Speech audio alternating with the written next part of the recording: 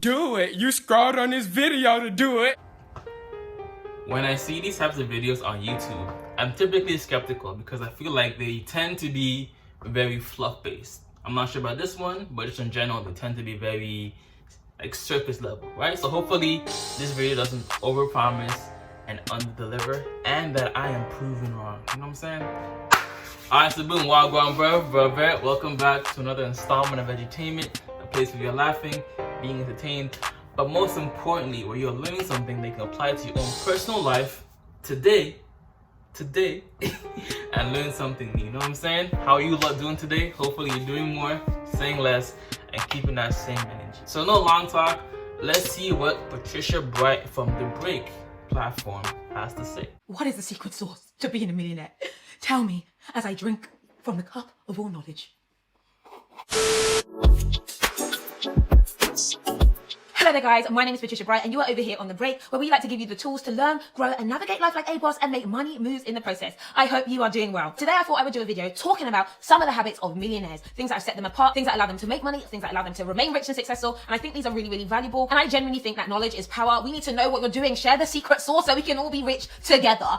So that's why I compiled this video. The more we know, the more we're able to take action, and let's just swim in notes of lots of money. That'd be great. Can we just all like bask in the success? There was also a survey conducted of 10,000 millionaires, and what I love to see that 79% had become self-made millionaires. They hadn't inherited money. It was also interesting to see that most of them were accountants. Hey, big up to the accountants, engineers, teachers, management, and attorneys. There are everyday people who are able to become millionaires. So let's get into it. The millionaire habits that will transform your life today. So I think the biggest thing in terms of like millionaire habits, quote unquote, is just money management. People can have income, like regardless of your income, 100K, 30K, 50K, but if you don't manage your money, if you don't know where it's going, if you're not keeping track of your liabilities, debts, all that stuff, and your assets, you know what I'm saying, then you know you will always be losing. When you purchase stuff, what is this helping you do? Is it making you more money? Is it losing you money? Like, what is the criteria by which you filter things through? And do you wait on it essentially? You know what I'm saying? Like, do you just buy instantly, or do you give it a couple of days for it to marinate in your mind and let it and allow yourself to make a more informed purchasing decision? You know what I'm saying? first thing is to surround yourself with the right people and the right energy. I know this seems a little bit hoo-ha and a little bit woo, but I'm telling you, as they say, iron sharpens iron, and you are the average of the 5 people that you surround yourself with. If everybody's looking for change to get on the bus, it's time to relook at your circle, honey.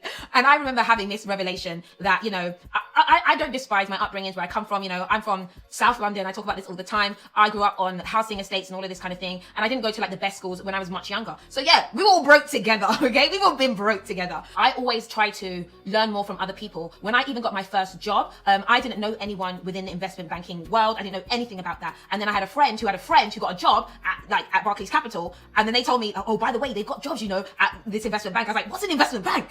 And then I got a job. And that was because I was surrounded with people who were moving themselves upwards and knew more than I did. So it's really important to have a circle, or try and expand your circle as much as possible to get different mindsets and also be open to new. I think part of it is just joining committees, clubs, or whatever events that are pertaining to what you want to be more a part of, right? If you have nobody that's currently invested in personal finance or working out, for example, don't just work out on your own, because you know that's one thing. But let's say just join a class once a week, couple times a week. Join a class that you are accompanied by people who are seeking to have the same things. One of the things that people have an issue with when it comes to working out, for example, is that when you're not working out in a team setting and you're going to try and have a similar goal, and you're just by yourself, it can be hard to stay motivated consistently. But if you have like accountability, people who will ask you why you didn't come to class or why you didn't attend so-and-so event,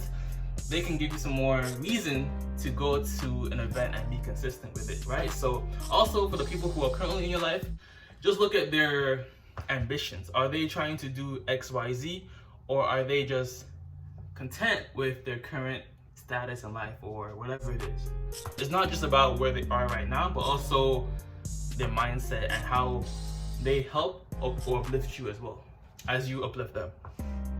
opportunities. Also, surrounding yourself with people that have a mindset of success is really important. And you might be around people who maybe are a bit more negative, hopeless, don't feel like there's any opportunity for change. I really think that when you're around people who are always talking about bad news, bad things all the time, it gets to you. It can transform you, and not in a positive way. And if you find yourself in an environment which is like that and you can't physically get out of it, there are other options. And I say the number one way of doing that is reading books. I'm telling you, reading books about people who've been successful, their mindset, the actions that they take can really genuinely set you apart. And obviously you've got platforms like YouTube that people like me and amazing other people who are here to basically provide alternative perspective. You can also take masterclasses to learn from other people. And you know what? You can have internet friends, and your internet friends can help you to elevate yourself out of your current situation and give you a mindset for success. Number 2, live below your means. I consider myself to be a bargain princess. I like things that are, I don't like cheap, I like designer items, but it's not that deep to spend my entire monthly check on the newest designer item for the sake of keeping up with the Joneses. Who are the Joneses? No. Why should I spend my check to keep up with people I don't know? It's not that deep. It is really important to live below your means and within your means. And this is definitely the habit of the successful. One of the traps that people fall into is that they increase their earnings and they increase their perspective. They get a new job, they get a new raise, great, they buy a new car, they increase their car loan payments, they buy a bigger house, then they need a better job to be able to pay for the bigger house and a bigger house. And actually you get trapped in this cycle,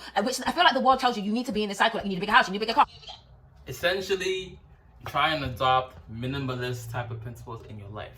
Like, how many things in your current living space are just taking up space? Like, for me personally, right? Instead of living in actual apartments and having to perhaps buy furniture or extra utensils or whatever it is, I just ended up living in an Airbnb for a while. Like, I've been living in Airbnbs the past, like, I don't know, 4 months or whatever, right? So, like, Airbnb as an example, right? Instead of having to buy kitchen utensils, you live in an Airbnb, the kitchen utensils are already there. You live in an Airbnb, all you have to do is pay one payment in terms of rent, and you don't have to deal with Wi-Fi, utilities, or other things. So for example, right, just in yourself, what things are you spending your money on that are just taking up space? Or what things can you sell to make more money that are just taking up space? You know what I'm saying? So yeah, minimalism. There's plenty minimalist videos out there. Things I stopped buying once I became a minimalist, things I bought more of as I became a minimalist, stuff like that. So all this consumerism, big Birkin bag, cars, you know what I'm saying? Like, how many cars do you need? How many clothes do you need? You really need? I'm just saying. You need to get everything, and then you have to try you're keeping up, and basically you're working only to live, to keep up with these expenses you don't even need. What ends up happening is even if you start earning more, but you're spending more, you're not actually richer. Your income has come up, but so have your expenses. People who want to maintain and grow their wealth and actually become millionaires recognize that if they can keep their expenses lower, they have more available cash to invest in the long run, to invest in the future, to actually genuinely become really wealthy. Part of the things that help you live below your means is always taking a portion of your income bi-weekly, monthly, and putting that right away into your savings account. So instead of dealing with 100% of your income, you are dealing with maybe 70% or 80%, right? Now you're living on 80%, and the other percentages, 20, 30, whatever you can afford doing, is already in your savings account. So that's already a way that you can right away live below your means. Pay yourself first, essentially put in the money in your savings account, and then manage with the rest of the remaining income. Simple.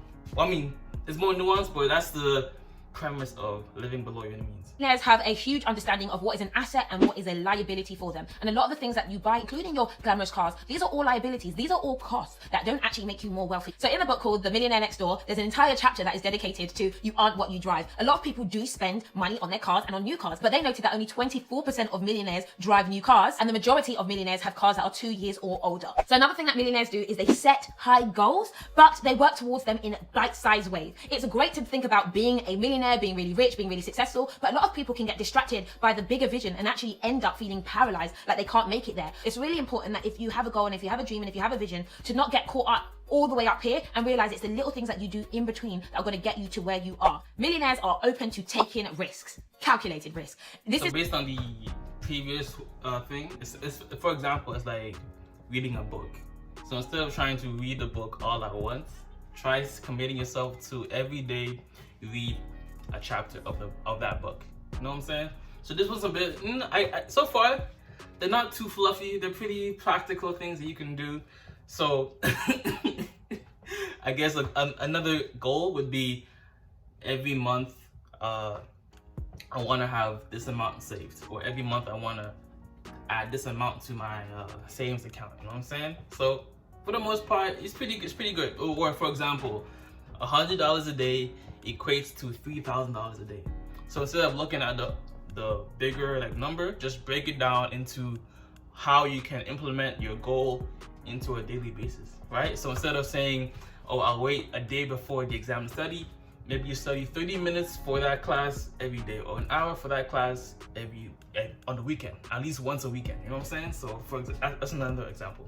Not a time for you to say, put everything on red, get the Bitcoin, get it all cryptocurrencies for the wind. No, there's actually some data to show that women are better investors in the long run, and this is because they make less risky investments. But risk is very important. Without any risk, there isn't any reward. Now, playing it safe is a strategy, and a strategy that is valuable and works for many. However, most millionaires are willing to take more calculated risk to achieve something that they want to achieve. Starting a business is a risk. You have to commit initial investment into making it, and you have no guarantee that you're going to be successful. Getting a qualification, there is a risk because it costs you money up front, and there's no guarantee that you'll get the promotion or the job that you want to do. Most millionaires understand that they have to make a commitment, they have to take a step out, they have to do something to achieve a return at the end of it. I did the same thing when I left my job for the first time. I took a risk when I left my first job. I was on a cushy salary, I was receiving a lovely bonus, I had a great manager at a great firm. I could have been there for a really long time, but something in me made me feel like, you know what?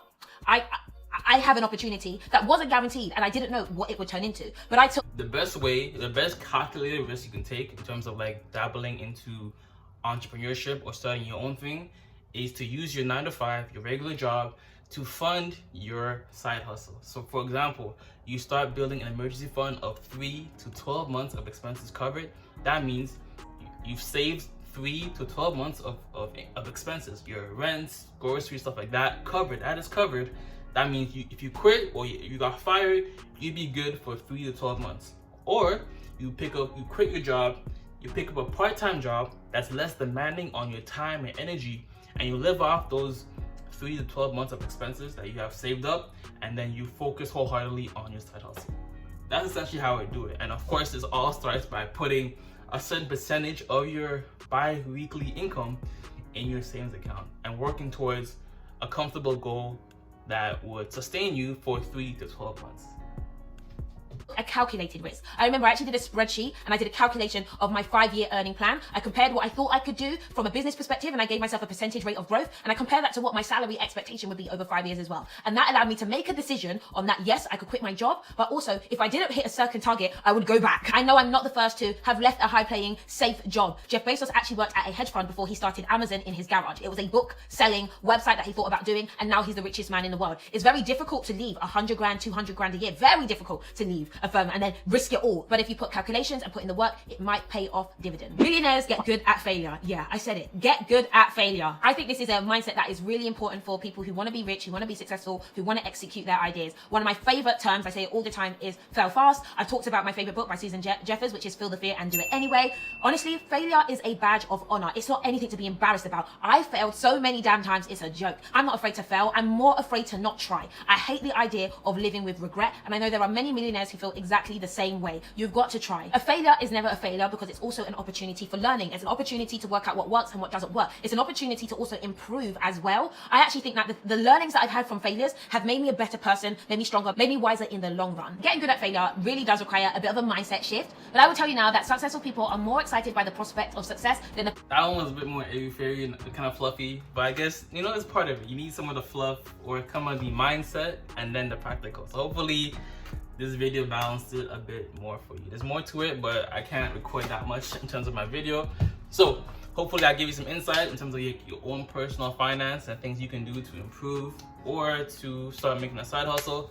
Arguably, the best side hustle I can say is to make YouTube videos.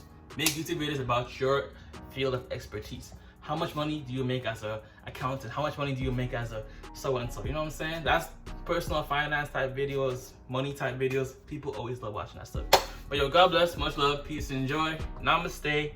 Always remember, if it doesn't feed you, don't water it. And too much of any good thing is good for nothing. If you want to know how to edit your videos off of your iPhone, links in the description, the pinned comment, and the cards. Alright, deuces. Know that we don't tight, that we spinning on that corner. And just like the last guy, we leaving for the corners. I'm still fighting with myself, I feel drained. Staring in the mirror, all I see is pain.